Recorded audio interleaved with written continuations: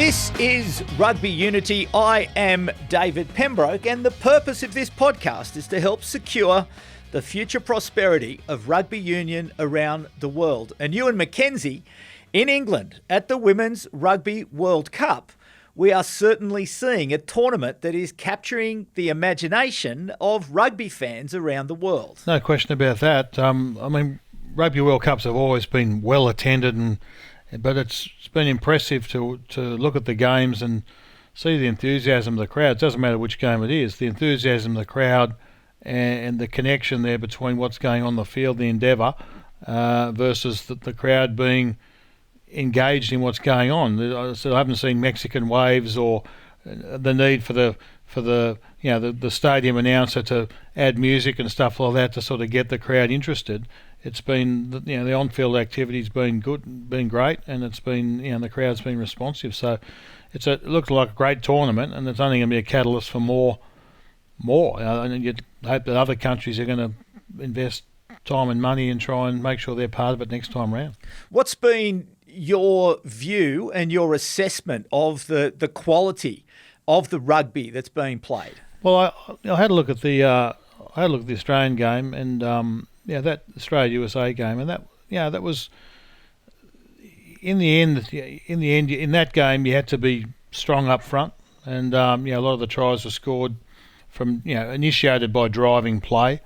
So you've got to be able to maul defend, and both teams were good at that in attack, and probably not as good in defence, and so points came from that. The second half was a little bit wider. They played a bit wider in both teams, and there was a bit more free-flowing football. But it was a tight game, and they stuck at it. So that was good. But then I thought, everyone's been talking about England, so I went and had a look at them as well, and they were really impressive. I've got to say, every technical part of the game, they're very efficient. Like their efficiency at the breakdown. We talked last week about there not being any 5 metre pushover tries anymore. Well, they defied me there and pushed over a try under the post. The number 8 controlled the ball really well, scored the try.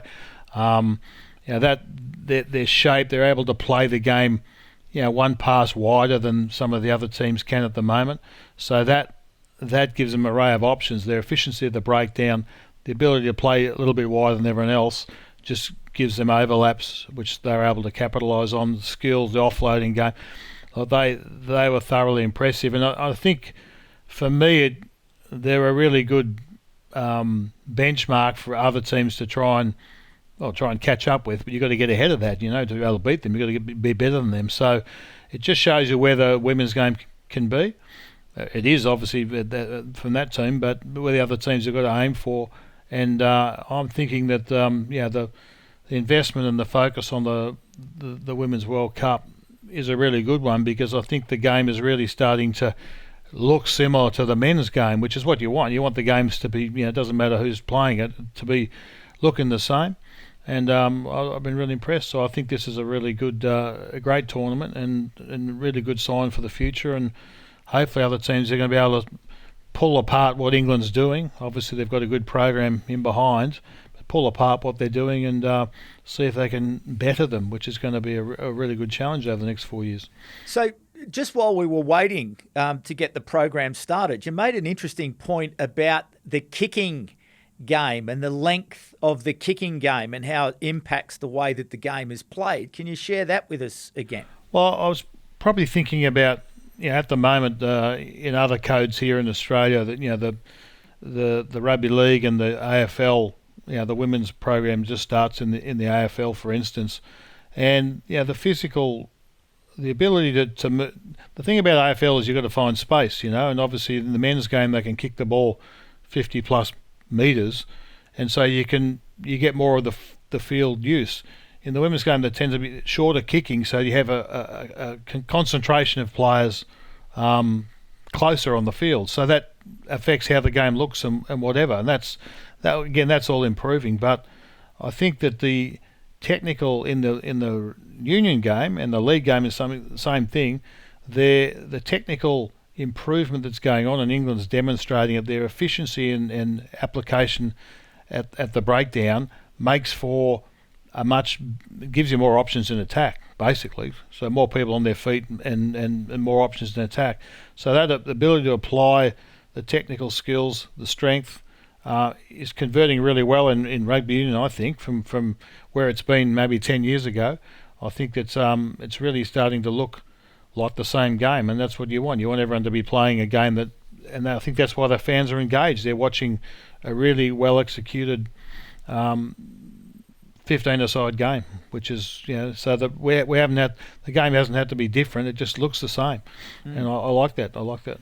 So, Eddie Jones, you have had quite some experience with the development of the women's game. When you were in England, you're obviously closely watching the development of the England team. When you're back in Australia, you had some responsibilities, and you mentioned last week that again in Japan, you have some involvement with the development of the Japanese team, who were very brave in going down to New Zealand, 62 points to 19 this morning. What's your assessment so far? I know you're busy with your day job looking after the Japan men's team, but what chances have you had to watch the Women's World Cup, and what are some of your observations? I've just flown. Well, I've been in travel for 20 hours. Okay.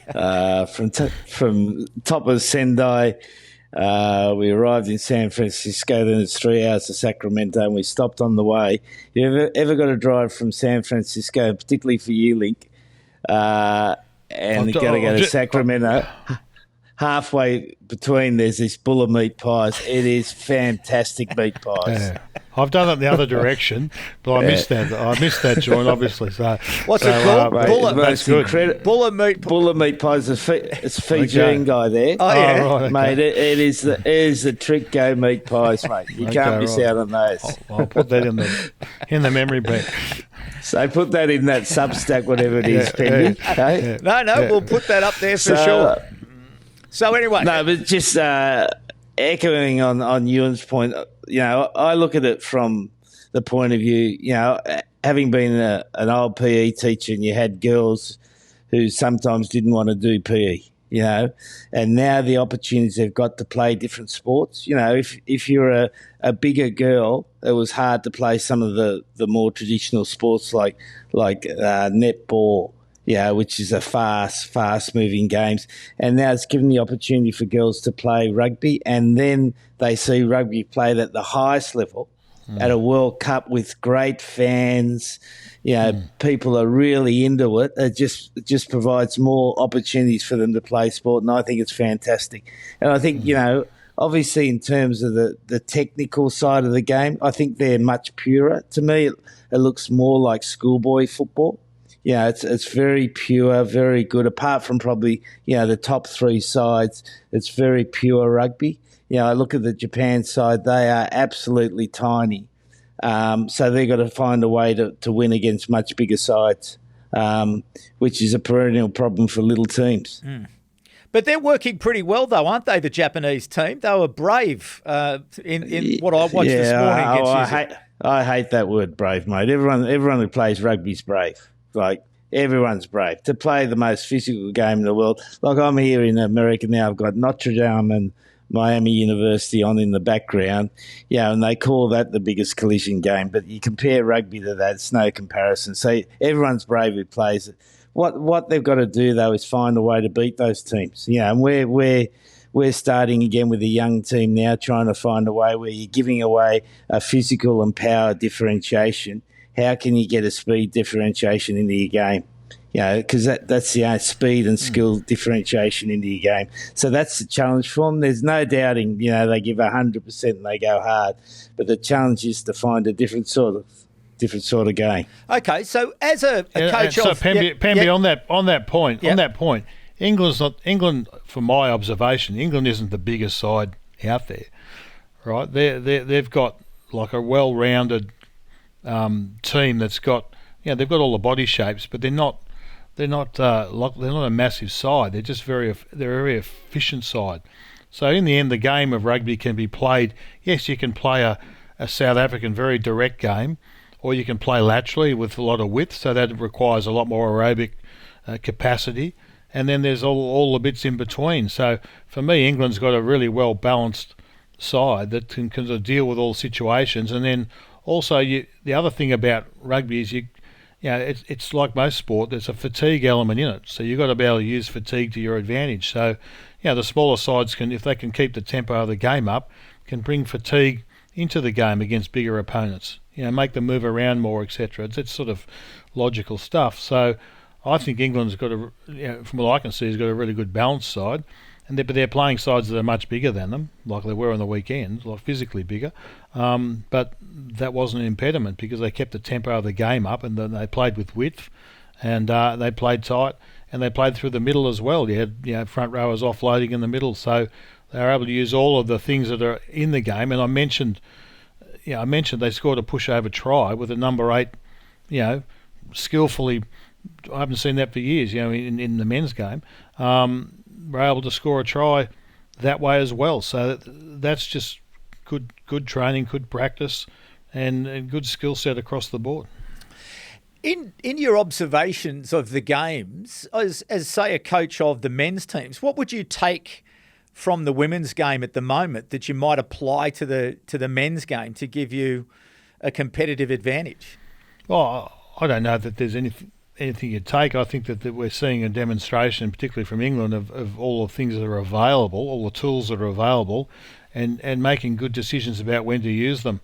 So I guess in some ways it's easier. If you're winning the game by 80 points, you'd say, well, it gets down to the quality of the opposition, but they're able to score points in different ways, and we'll see how it goes in the finals. And discipline is part of the game, so we'll see if that's part of that becomes part of the game as well as to get into tighter contests.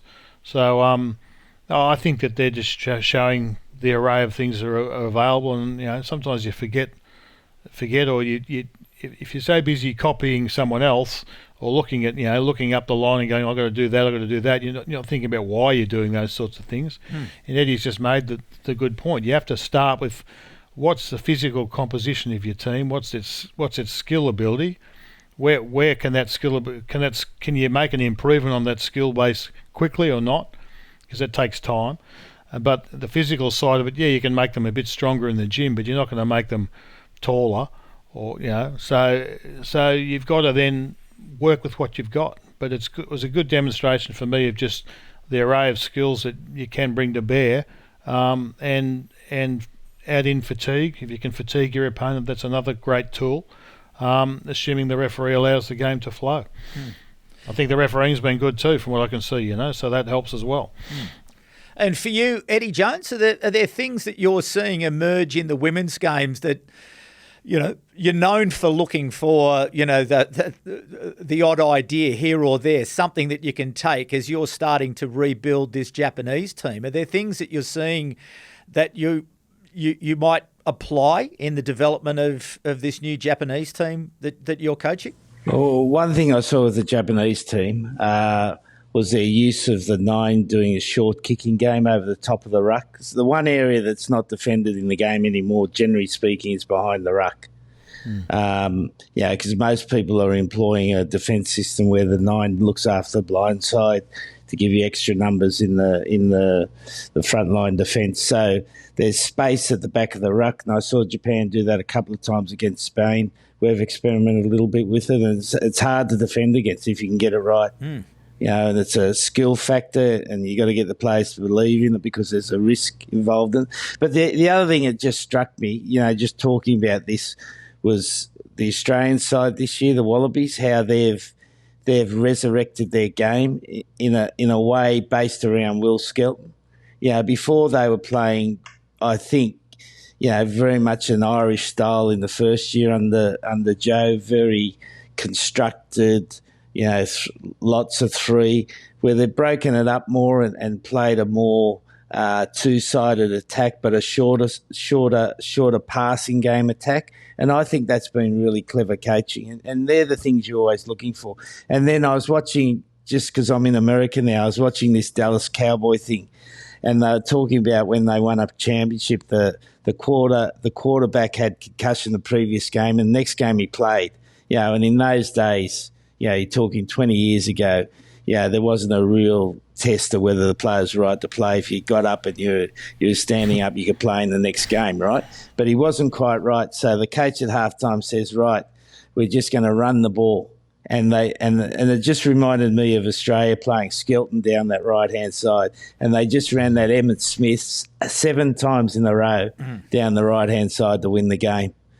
So all those things are in the game. It's just finding the right balance in your team to do it, and that's the art of coaching, and that's the difficult part of coaching as well.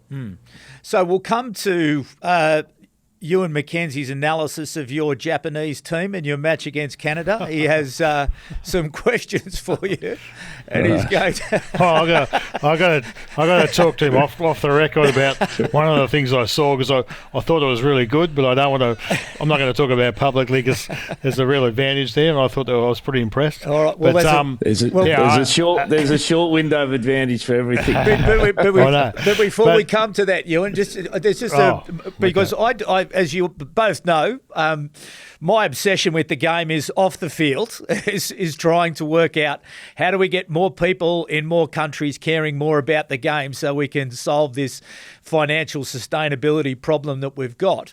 And I just want to give credit to the way that the women are engaging with the fans, staying on the field. The Japanese team have this wonderful ritual now where they go to the 4 ends of the ground, hold hands and bow to the crowd, and go to the next end and bow to the crowd after the game. The women, the England and the Samoan women came together in a circle and they were dancing and celebrating. There's just a joy to the game, and I think that's what's igniting people, this emotional piece of it, this component of it. And I just wonder... And Eddie Jones will know that I've been campaigning for some time about the men and the men sort of becoming a little bit more engaging and spending more time on the field after the game with the fans. There's just an example there for the men to follow, and I just don't know why we can't make this happen more, to bring the people into it, to make more of the occasion for the people in the stands. So, Ewen McKenzie, what changes can the men make? What lessons can they take from this joyful, happy, this celebratory occasion that can help us to build more fans in more countries to care more about our game? Well, I've said it many times. Ultimately, to engage a fan, they've got to be able to touch, shake hands, get a photo, get a signature, something they've got to be able to get near their heroes and so then by simply having that contact or the short conversation, whatever it is, that will flow on with that person, the kid or whatever, the family will then take an interest in that player the following week, and that's how you build it across the board. It's been going on in the men's game. It's not like it doesn't go on. It's just a question sometimes of whether the television covers it. But it's a matter of providing time at the end of the game for it to happen. And sometimes you don't see it because they move on to the next coverage. Sometimes you don't see it because they're too busy doing an interview with the captain or something like that. But it does go on. And it's... I think after I saw some footage after interestingly after the Ellis Park game, with obviously South Africa got beaten by Australia, and Celeste was talking. They were walking off the field, and then there was a bit of a conversation between the captain and Etzebeth about going out and thanking the fans, and it was, because they'd lost and lost badly, they just wanted to get off the field, and the captain said, no, we've got to go out there and so that's where it's sometimes. In the disappointment of losing, you don't engage. You just want to get off the field, and so it can't just be the winning team. You need to have both teams because there's always fans on both sides. So you've almost got to allow time for it. And as coaches, our responsibility is that if you're playing at night, you're there at 9:30, 10 o'clock. You want to get the players in sorted medically, get them recovering with food and masseurs and whatever. So that's your priority, but sometimes you've got to put that on hold, and so it's a matter of the coach being understanding that the players need to stay out there for half an hour, and it might be cold and whatever, so you can allow for that. There's ways you can have contingencies and plans so the players are at least warm, etc. So I think it's an important part, but you've got to allow for it as a coach. The players have got to understand that it's important. And so not just to go and see their own family, but to actually engage with the rest of the crowd. Then the crowd will hang around. It depends on the venue as well, about like if you're playing at Homebush, for instance, there, the last train goes, you've got to get on the train, otherwise you can't get out of there. So you got to leave, you can't stay and engage with the players. So there's lots of things there, but everyone needs to understand the total picture. And that's why I think people like going to the club rugby, because they can engage with the players. It's all close. The players coming onto the field, the tunnel coming off the field, it's all very close and friendly and near, and it's connected. Yeah, well, so we saw that over the weekend. Got to try and, Here in Australia, right, we had the finals of our tournaments in Brisbane, in Canberra and in Sydney, and on each occasion there was a pitch invasion at the end of all games, and that intimacy. And Eddie Jones and I were talking about it earlier this year down at Randwick when they played the Japanese universities team that he brought to Australia. There is that intimacy at that local level, but then how do we grow that through the game such that it can ultimately connect to greater audiences? So I'll give you an example. When I was coaching at the Waratahs, the ground was used by league the next day and whatever. So the groundsmen, they want to get out there with their tractors and wash off the lines and start painting to get ready for the next game. And there was always the conversation about, can we get the crowd to go on the field? Let the crowd go on the field, take a footy, kick it through the posts, all that sort of stuff, so they connect with the stadium as much as they connect with the teams. And you have a roped-off area and players can do that. So that was always a debate, because the condition of the ground and the ground being used for another game the next day, it was a battle. So people understand what's required, but sometimes things are out of your control to be able to do that, So then you're stuck with guys getting changed in the dressing room, and you're talking to the really die-hard fans who have stayed outside for an hour, and they get you on the way to the car park or something like that. And it's a bit sad that that's the only connection. So I'm big on the connection with the fan base, because I know that's the only way you'll get them to come back. If it's a rainy day, they won't turn up. And that obviously, ticket prices and the cost of food and all those sorts of things come into the equation as well. It can be a very expensive night for a family. If you take your kids, it can be an expensive night in the professional game. So to get there and have something to eat and watch the game. So lots of those things are in the equation. But the Rugby World Cups will look after themselves because they're special. It's every 4 years. But I'm talking about the week-to-week stuff, Super Rugby, etc. That's where you've got to be. Everyone's got to work together there. It's not just the players, it's got to be the coach, it's got to be the administration, it has to be the stadium management, the whole lot, to make it work.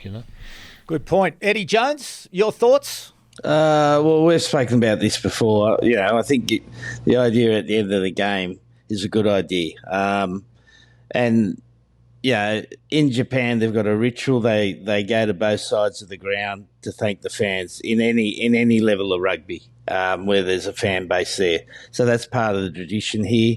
Does it encourage more people to come to the games? Probably not. But it shows a lot of respect, which I think's important in any sport. And I think Ewan's made all the valid points. If you wanted to be part of the process, you got to allow for it to happen. And it's an important way of thanking the fans. I think the fans they do want that close touch with the players, and so if you can encourage that to happen, then it's a great idea. Excellent. All right, well, let's get back to your game at the weekend. Eddie Jones, Japan 57, Canada 15. Ewen McKenzie, I'll throw the microphone to you to... Oh, well, I mean... I was impressed. I mean, it was a pretty... I I saw Eddie's trademark bits and pieces through the game, but there was a really good mix of ball movement. The fullback, the number 8, they provided momentum, but the last try, I think the second last try, the more than straight running of the fullback to create space. I mean, that was just great execution to create space for the try to be scored. I mean, those things were good. There were some really good set plays. So it was a really good blend of endeavour. I love the scrum, the aggression at the scrum, the getting off the mark. I was disappointed but happy for Eddie because he got 2 tries off the free kicks from the scrum. But we go back to the question we've been talking about for weeks. The referee defaulted. I thought Japan was the dominant scrum, defaulted to the free kicks, and they were able to at least capitalise on that and score into the post twice. But you got the same thing. The referee went to the free kicks, and that might have been different. It was just good awareness by the number 8 and good application that they're able to score and get points there. So no one goes back to the scrum and goes, well, why are we going to free kicks? We had a dominant scrum. There should be penalty scenarios, so you get rewarded for having that dominant scrum. So they were the things I just jotted down. I just thought it was a really good display of total rugby. There was a really good set piece application, and Canada they were doing their best, but in the end Japan were far too sharp. Good enthusiasm. The front row was carrying. There was lots of. Again, it was a bit like watching the England women's team. There was really good technical execution across the park, and just good fundamentals. Eddie Jones, you were satisfied with the performance? I'm more worried about this week, mate. Yeah, Japan's got a historical record against USA of 30% wins in USA. We're playing at Sacramento. It's 6:00 kickoff. It's like a country fairground, so they'll all be full of drink. It'll be loud. It'll be boisterous, and it'll be quite an intimidating environment. So we've got 10 guys under 2 caps. So I'm just worried about how I get them right. And for some of these guys, it's the first time they've been out of Japan. So we've got a task to get them right for this week. Okay, so Canada's all done and dusted. So what does that look like then for you this week in terms of getting them right? What does that look like? What are the markers that you're looking for to be able to have them ready for that environment, for that context that is coming on this weekend? Well, it's probably easy if I talk about what an experienced player does. Experienced player knows what they need to do to get right. They'll find some time to enjoy the new environment, but they won't let that impact on their own preparations. And when you're a young guy, that can be the opposite. You can get encouraged to do other things, get a bit distracted, not do the things you're supposed to do. Like, I can always remember Stevie Larkham, who was one of the most brilliant players, right? I remember that game, Ewen, when he turned up with 2 left boots, because they were all into that. What was the new game out there? The new Sega game. Like they were playing it like 6-7 hours a day, and like. Remember that when it first came out? I can't remember the one. Yeah. It was World Cup rugby or something. So they're all like playing as themselves, and whatever. But so even the best players can get distracted, mate. So that's our big task, and keeping the game simple again, being able to play with good physicality, have enough variation and adaptation in our game to play. So it's an important week for us. Sacramento's about 36 degrees. It is stifling. Wow. There's a couple of points. Well, I think just adding to what Eddie's saying, he makes a good point. When you're playing when you get into these tournaments and you're sort of playing, I always find it's always in the haircuts for me. Like when things start going well, you start looking around the room and you start seeing the array of hairstyles. I remember we were playing Super. I was on the Waratahs, and we'd had a few wins or something, and Ben Robinson turns up. He's a prop, right? He's a front rower. He's not some sort. He turns up and he takes his hat off, and he's got like 10 different colours in his hair, and I just said, mate, I said, what, you're kidding, aren't you? I said, you're not going out to play for the Waratahs with a hair like that in the front row. It's not happening, right? So then Sean Byrne, I think it was, he was in the shower scrubbing the colour out of Ben Robinson. I said, you're not playing for the Waratahs. You're a front rower, mate. Like, you're not playing on the wing or something. Look, that's so. People, the distraction Eddie talks about, it happens. Everyone you get corn rows and all sorts of things start appearing, and you go, hang on, we're just trying to play a game here. We don't need to have or tattoos or something like that. All these things, bits of plastic hanging off, and suddenly I'm going, had a win or we had a couple of wins. Let's just stick to the knitting, and so the distractions are there always. And Eddie, mate, the only upside for Eddie is he's got a whole bunch of guys that haven't lost in America, right? That's how you can flip it over the other way and say we got a whole bunch of guys here that have never lost there. So let's not saddle them up with the history. Let's say, and so we go back to. So I go back to the Jorgensen factor. He'd never been to South Africa. Didn't stop him winning in Ellis Park and scoring a try, like you mean. So I think we've got to try and flip it over and not get bogged down on the past and celebrate the fact that there are guys there that don't know how to lose in America, so they haven't lost in America. So we could have, so we've got distraction. There's always something in the coaching realm you've got to manage, but your hairstyles is part of it. It's a good indicator. I remember I was there with Eddie and we're in Argentina and and Giddo and I can't remember, it was they'd walk around with each other's shoe on, so they'd have one right foot and the other left foot was different colour. And I think Giddo turned up with a handjack. Yeah, that's right. Oh, yeah. And so they'd swap, so they'd have one red shoe and one yellow shoe, right? And the other one would have the inverse because they had the same foot size. But he turned up with the same thing. Their hairstyle we're in Buenos Aires or something like that, the same problem. He turns up with the hair. So I think Eddie, we sorted that out as well. So it's very easy when you go overseas to start doing things and getting tattoos and stuff like that, like in strange places. You're sort of going like, can we just stick to the footy here? Like that's the challenge, as a coach, and you got to get the players. I said, you're going to do that if you were back in Canberra or something. No, you wouldn't, right? So that's the point. You got to say, what were you if you're in Canberra and we were playing on Saturday? What would you be doing? They'd probably be there gaming or something, like playing on one of these television game things, But no, they're out doing funny things with their hair and stuff like that. So for me, that's always a good indicator. You check the hairstyles out and see what's going on. You see where the focus is. Very good. Hey, before we move on from the Pacific Nations Cup, to both of you actually, the Canadian team, Eddie, we discussed it the other week that, back in the early days of the World Cup, Rugby World Cup, the Canadians were, a tough team. They were a challenging team.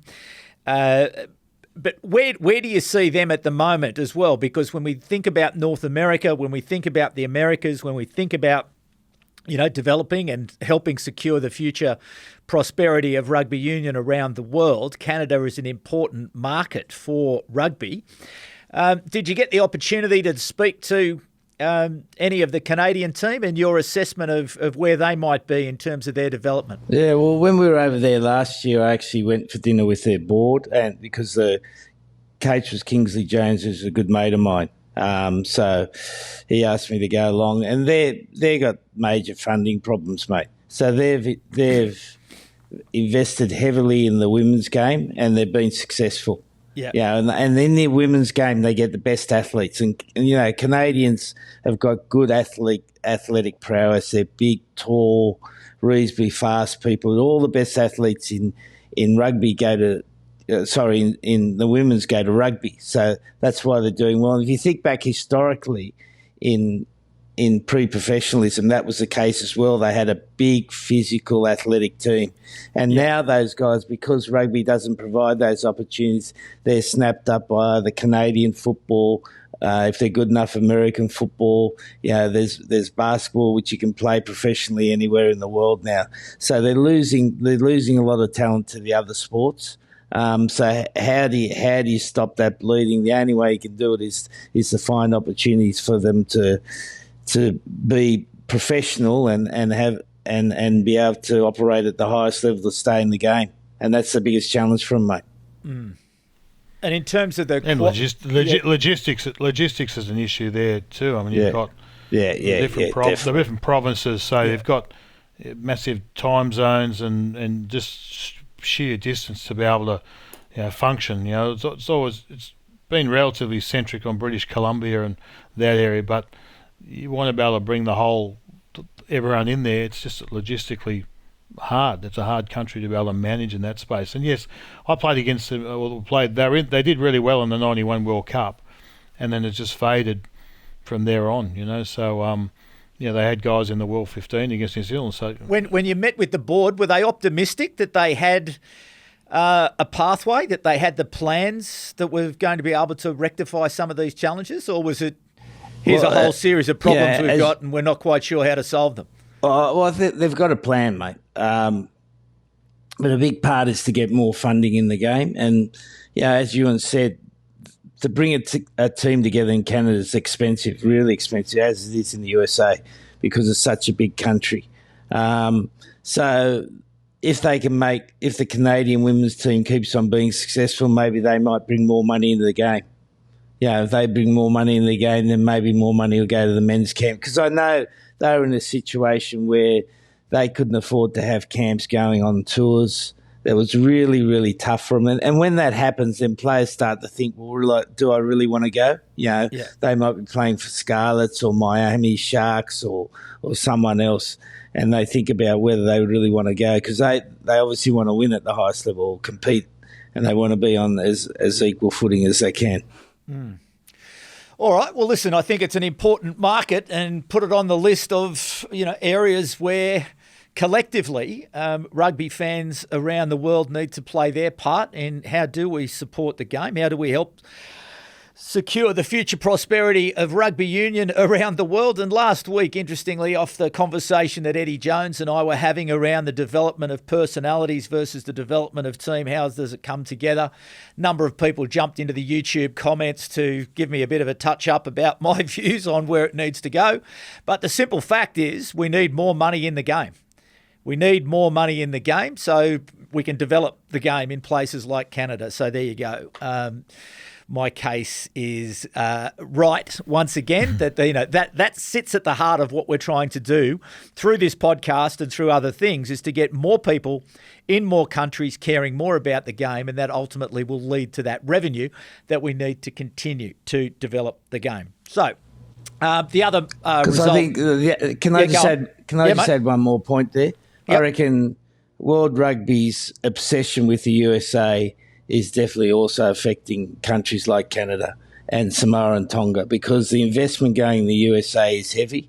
I'm not saying it's wrong, but it is making it difficult for those other countries to get proper funding.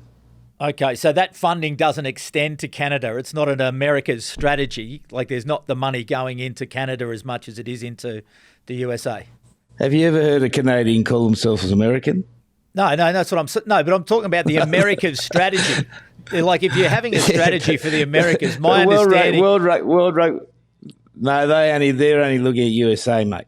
I can tell you. They're heavily invested in USA and they're trying to make it work.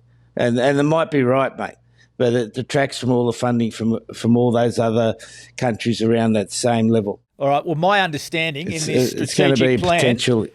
This strategic plan... Well, you haven't seen it, mate. No, not yet. It's coming. It's coming. We've been told that it's coming in September. I did tell you, mate. I did tell you. Well, you have.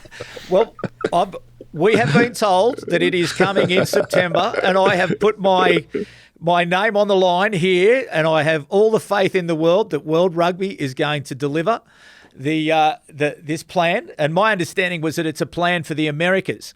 So it's about South America, it's about North America, and the USA and Canada. So I would be expecting that there is a coherent America's strategy that sits inside that strategic plan.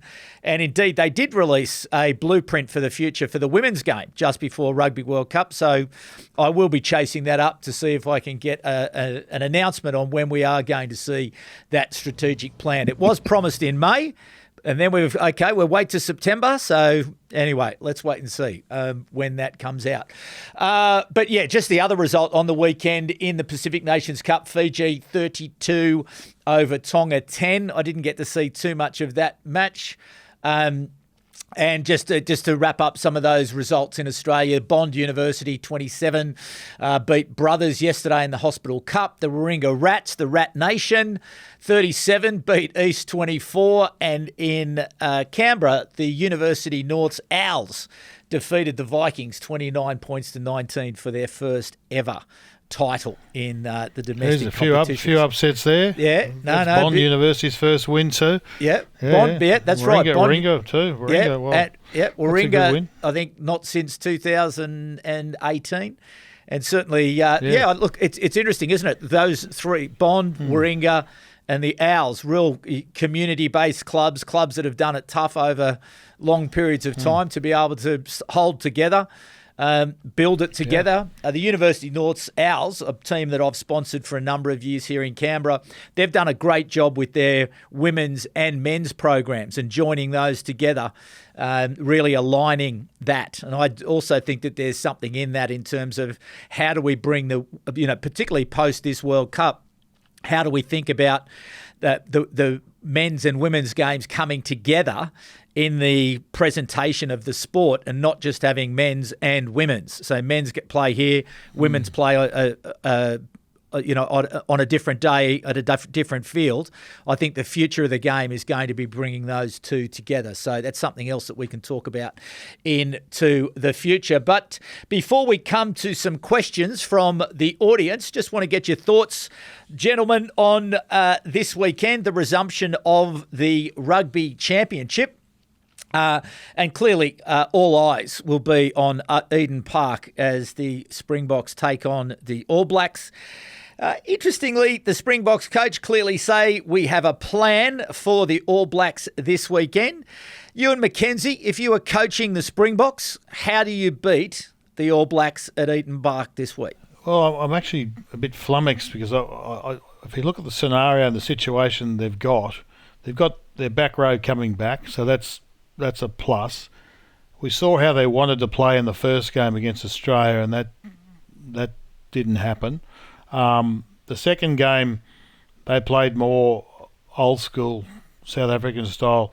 They won, but you got to think, well, what's Rassie's been talking about the World Cup and the style of rugby you need to win the World Cup, and he was critical of Joe for not promoting a style that was going to win the World Cup. Now, so I don't know what I'm thinking, that Rassie's going to maybe go back to what he did in the first game, and they played far more laterally. That's what I'm thinking. But then that'll help New Zealand, because New Zealand will be able to counter-attack and do some of the things that Australia do. So it'll get down to selection. I'm not quite sure. I'll have to think more about it and see what they do with their team selections. I think the 9 and 10 for South Africa is going to tell you everything. We know what the back row will be, but the 9 and 10 will probably tell us how they're going to try and play the game. Interesting selection. Faf de Klerk was brought into the squad, and they've now got 4 nines. Why would he have been brought into the squad to have 4 players at 9? Well, subterfuge, I don't know. I mean, I think Eddie said the other week that he was down to number 6. He's still a good player with lots of experience, so maybe that might count. You know, the weakness or the area that the All Blacks have struggled with has been at 9, so maybe they'll look to someone with experience and goal to be able to create pressure in that position on the field. And that's probably where, I think New Zealand will probably keep picking the same team. I don't think they'll change a lot. I think they'll look back and go, well, if we hadn't had the discipline issues, we might have won the second game. They won the first game.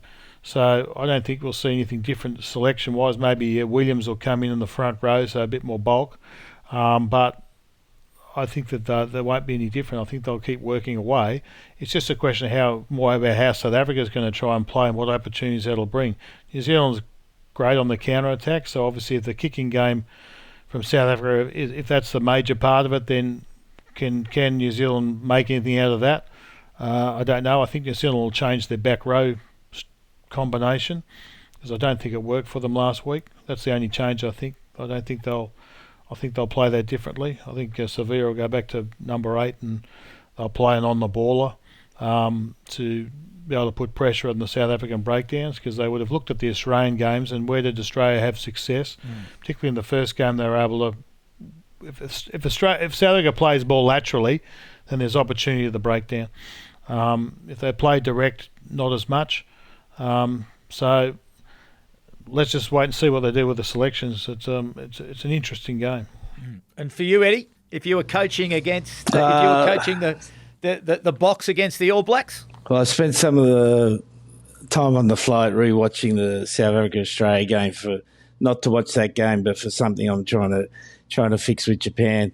And the thing that struck me was that I don't think South Africa's games changed much. You know, they try to win through contestable kicks, gain a second possession from that contestable kicks. In the first game, because of the players they had in the team, they then tended to try to shift that ball quickly to wide situations.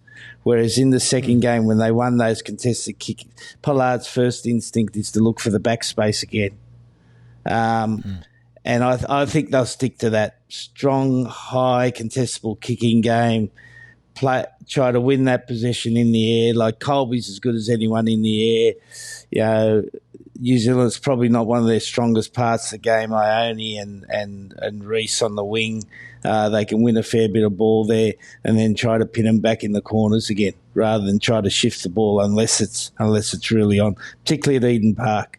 All right. And then Scott Robertson. I agree with what Eddie's saying. The question is that, I mean, what's Rassie's game plan going forward? He was the one that said that he needed to develop the style of play going forward. So he's either going to go back into his shell and play that, and I agree that Pollard will be able to deliver that really well. So if we get down to this, if otherwise he goes with his other 10 and says you're going to have to put the box kicks up and then you're going to be a bit more expressive, because one thing in the second test was they looked a bit all at sorts when they did get the possession back. Unless Pollard was running the show, they didn't really know what it looked like. They knew what to do with the ball, and they made a lot of mistakes, a lot of handling errors and whatever.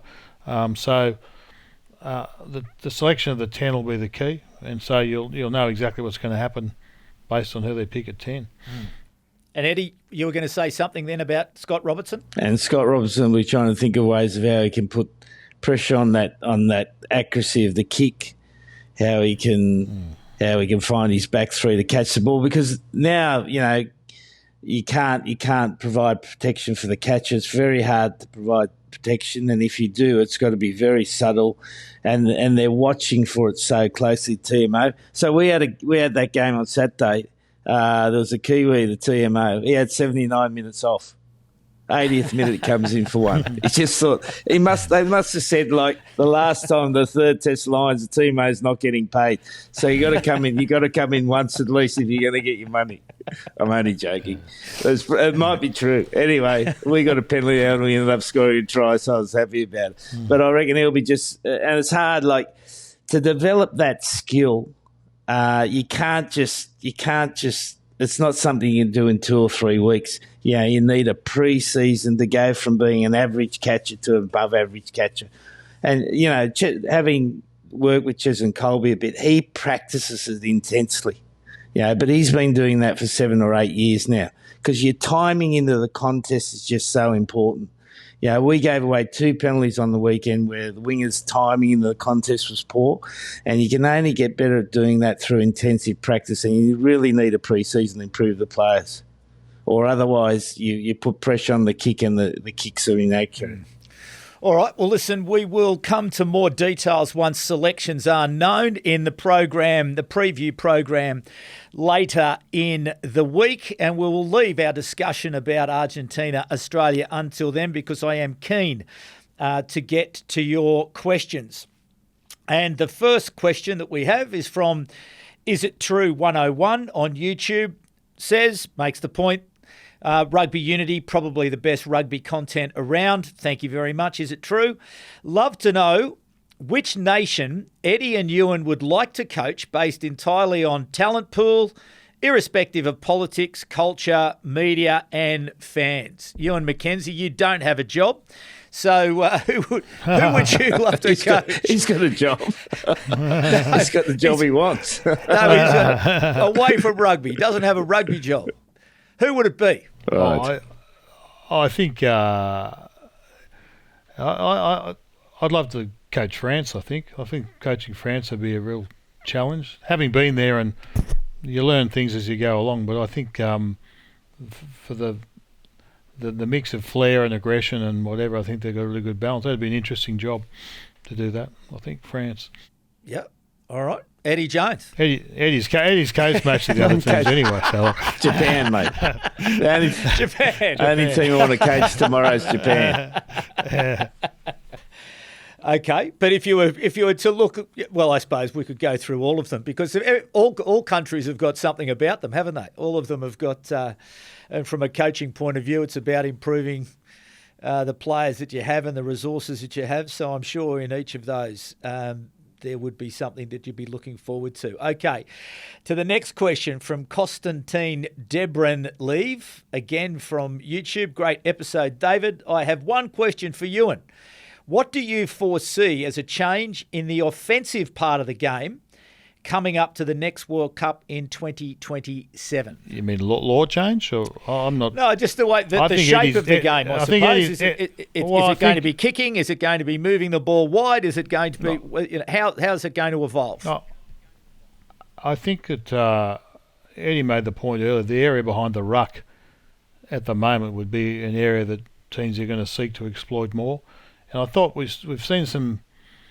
We saw Australia do it a couple of times in the last test. Just about the ability to be able to do something and then use a shorter kick to be able to create opportunity. We saw the little short side play and the kick through, those sorts of opportunities. I think there's more of that coming into the game rather than the higher crossfield kicks. That's still there, but the shorter kicks in behind and then regathering. So exploiting the sort of 10 or 15 metre space behind the line rather than sort of longer than that. So that's more subtle kicking, and that might extend to other players in the team being able to do it other than just the 10 or the 9. The 9 kicking is a good option, like the little short kick that he talked about that. But other players in the team, I think we've seen the 13s and that putting the ball through, things like that will be more opportunity that way. You've got to do something to break up the pretty solid defensive lines. And a question from Constantine Debren-Lev again, and this one to Eddie Jones. Just one follow-up question for Eddie. Is there any team, again, coming up to the next World Cup that will be ready to play, quote, shapeless attacking rugby? Well, I think in a lot of ways France is moving towards that. You know, they basically don't play any rugby until they get to the 30, and then they try to play like through the ruck and just play off the speed of the ball. And as soon as they shorten the defence, then they shift the ball. So I think France are probably the closest to doing that. But it's based on a big, long kicking game that they get themselves in those positions to do that. Yeah. And that's why I think Ewan mentioned France as a team you'd like to coach, because they've got huge athletic individuals around the ruck. You know, they've got 5 Will Skeltons roaming around in the top 14 up there that can play like him. And that's why he's so valuable up there, Big Will. Very good. All right. Well, we will leave our questions and comments for there. So thank you very much for the contribution to the Third Voice. And indeed, if you would please keep those comments and questions coming through, because we do want to feature you on this particular program. So plenty on again this week. Eddie Jones has obviously covered some huge amount of distance in a short period of time to get his team to the United States of America, to Sacramento for this weekend's match against the USA. So we'll be looking forward to discussing with him later in the week. Has he been successful or not in keeping the Japanese team out of the barbershop? Have we got any clues as to whether or not they are or not? And I'll be watching. And to Ewen McKenzie, a big thanks to you as well. And to you, the audience, thank you for coming back once again. Delighted with how the program is growing. Certainly the statistics are giving us a lot of encouragement. And thank you for your feedback to tell us about how much you are enjoying it. And as I say, just keep those questions and comments coming through, because it does help us to understand just exactly where you are at and how indeed we can shape this program. So don't forget to subscribe on your favourite podcatcher or YouTube. And as always, please leave us a rating or a review. And don't forget to follow us on socials. And there are also links and time codes in the show notes. You can also subscribe to our Substack for exclusive content and blogs, behind-the-scenes insights, tour guides, and other full podcast access. And there is a link in the show notes for this particular episode. So a big thanks, as always, to Eddie Jones and to Ewen McKenzie. But for the moment, please be kind to each other. My name is David Pembroke, and it's bye for now.